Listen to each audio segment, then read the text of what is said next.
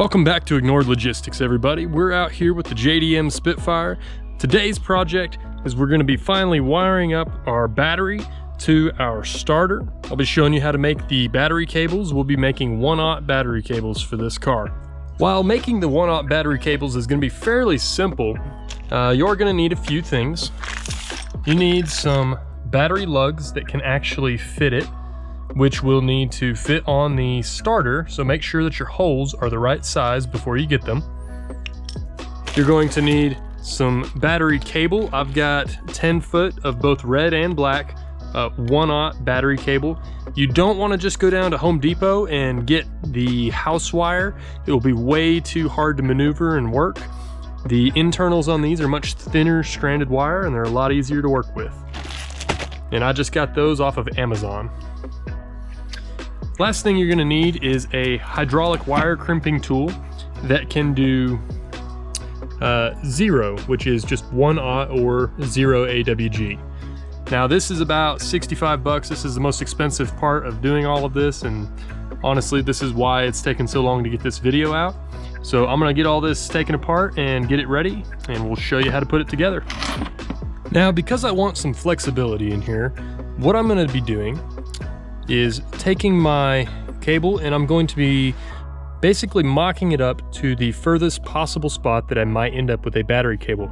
It's possible that the orientation of this battery may change, or I may use a different battery in here. So I want to have a little bit of slack room to make sure that I can get whatever I want in here without any issues. So I'll be mocking up the wire from down here. I'll be running it back this way, and I'll be measuring the distance to my solenoid. And then what I'll do is I'll give it about another hand's width of play, just so that I've got more wire than I really need. With the stick of wires I'm using, resistance is not going to be an issue at all.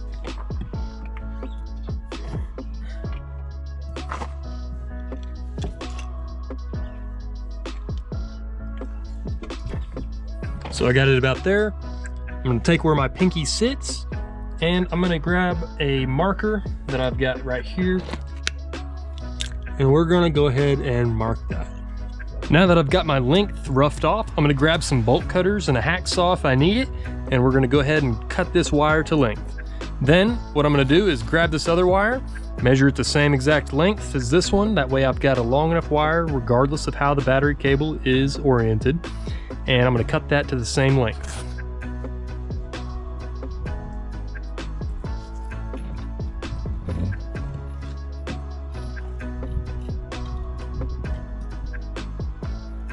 Okay, as you can see, that did not cut all the way through because of this thin wire, so I'm gonna go ahead and grab the hacksaw and finish it off.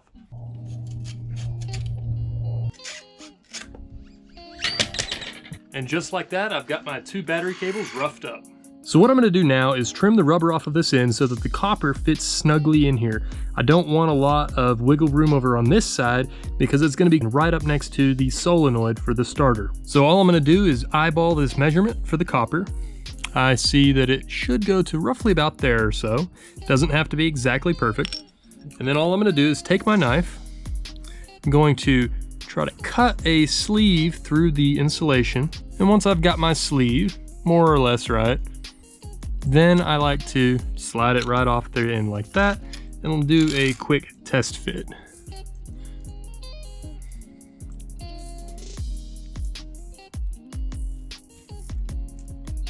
So shoving that in there, that looks like a pretty good fit to me. We've got about that much going in, so our crimping should go well. Now on my crimping tool, you can see that I've got my 0 AWG, that is the same as 1/0, selected, and I've got them running horizontal here, so they're not gonna shift if I wiggle them back and forth, and that gives me plenty of room to get the wire and the ends in here. I'm gonna make sure that I've got this set to off so that I've got the most room to work with here.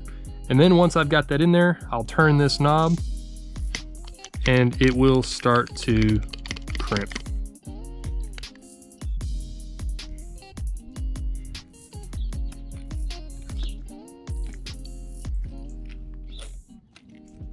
Okay, now that is about as tight as I can possibly get that.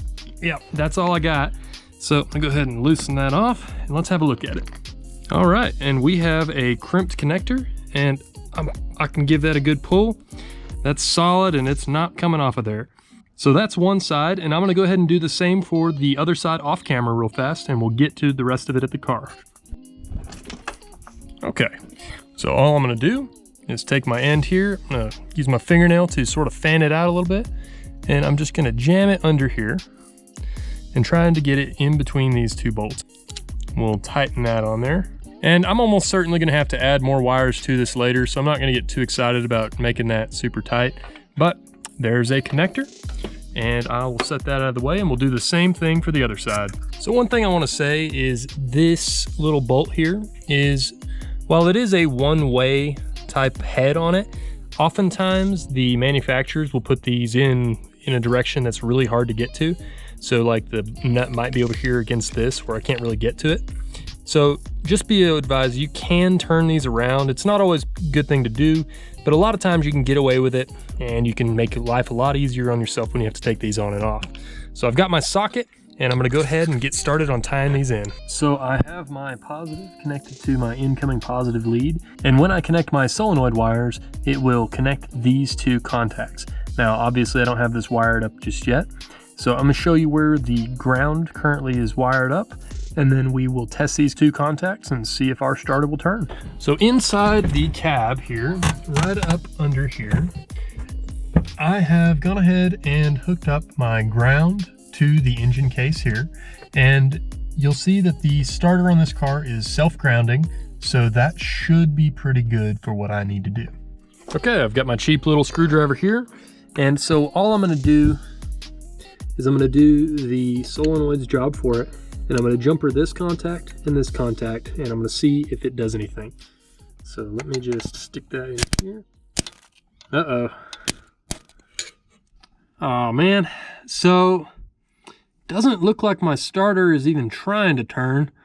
So this car's starter may not be any good, but nonetheless, I finally got me some battery cables in here.